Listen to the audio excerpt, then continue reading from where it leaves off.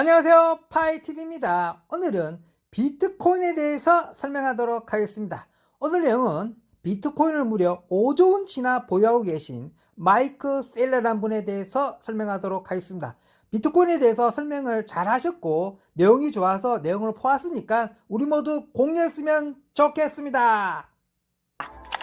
Yeah, I think the catalyst for the next bull run is an educated market and an educated set of policymakers and regulators and educated media.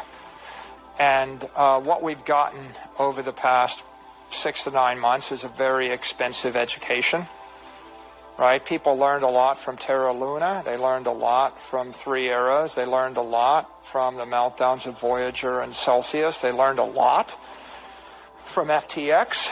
I think that if you look at coverage of Bitcoin and the crypto world on CNBC, on Bloomberg, in the New York Times, in the Wall Street Journal, in most mainstream media, it's much more sophisticated today than it was 12 months ago. I think, before we say, Bitcoin, not shitcoin, but now you say, oh, Bitcoin, not FTT. Do you understand the difference? Like, oh, I get it now, yeah. Bitcoin, not Luna. The Luna thing went to zero. Why? Because it was backed by nothing, right? We used to say proof of work is better than proof of stake. Well, why is it better, right? Proof of stake could do whatever you want. Well, proof of stake is what FTT was. It was backed by one person. That was a mistake, right? Now when you try to explain why is it that you would want to have 10 gigawatts of energy and millions of Bitcoin mining rigs running the network, it's because you're actually backed by something tangible. And the alternative is you have Luna and FTT and Serum backed by. So I think for the industry to move forward, the market has to grow up and be educated. I think that was when you have crypto lobbyists and when you have mainstream media that don't know the difference, the industry is held back. And we really needed to have the meltdown of the crypto casinos and the meltdown of these crypto tokens and the meltdown of these unstable altcoins like UST.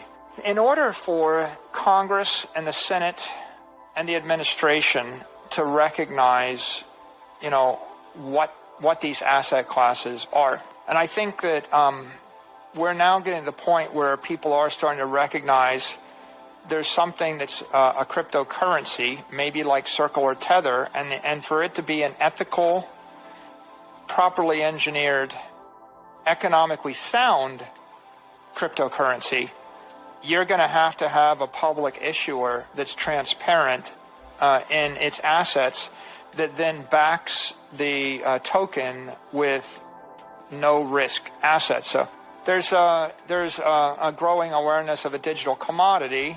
Bitcoin is the only one. The chair of the SEC has said Bitcoin's the digital commodity. The chair of the CFTC has said Bitcoin is the only digital commodity. This is really critical. The fact that you now have regulators in DC that universally acknowledge there is one digital commodity, and you have a set of people that now understand a digital commodity is an asset without an issuer. I think that's a really big development in the industry, and it's a milestone. And 12 to 24 months ago, there's still a lot of confusion. I mean, a lot of people were trying to legislate what is a commodity.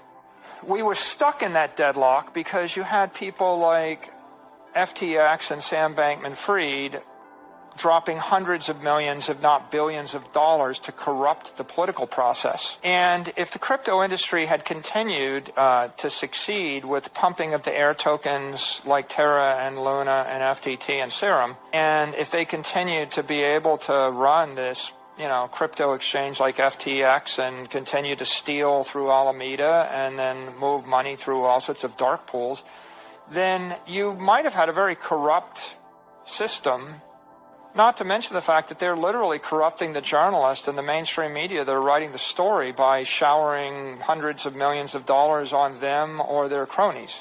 But it's definitely been impaired.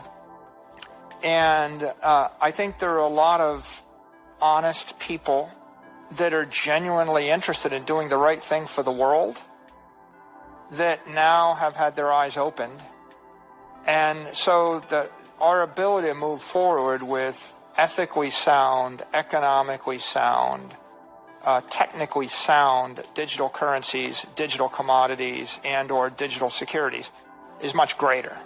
You know, it's impossible to know the future, but I think that when we got into Bitcoin, I knew that Bitcoin is on one hand a really good thing. I mean, Bitcoin represents the extreme in asset responsibility, like the most well-engineered, most ethical, most economically sound asset.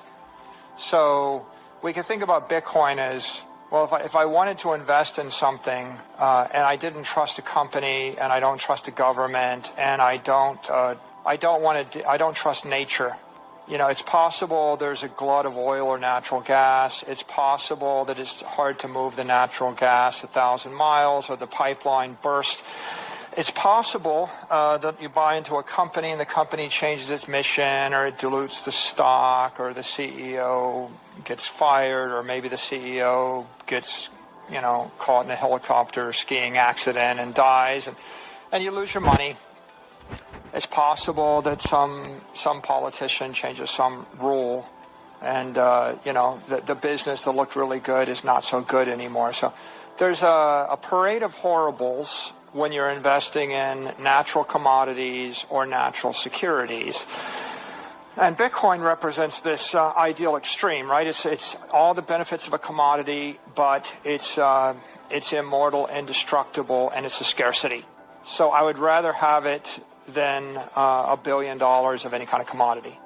And it also represents the best of a security because there is no CEO, there's no board of directors, there's no product to ship, there's no ability to dilute the shareholders, there's no nexus, there's no headquarters. So I think that this will be remembered as a difficult year and a transition year, but 2023 should be much better, and 2024 we should be picking up a good amount of momentum, and I think we get into 2025, and I think then we're really in the main early years of institutional adoption in a big way. And my advice to anybody is, you know, hodl. 평범한 사람이 부자 되었으면 좋겠습니다. 감사합니다.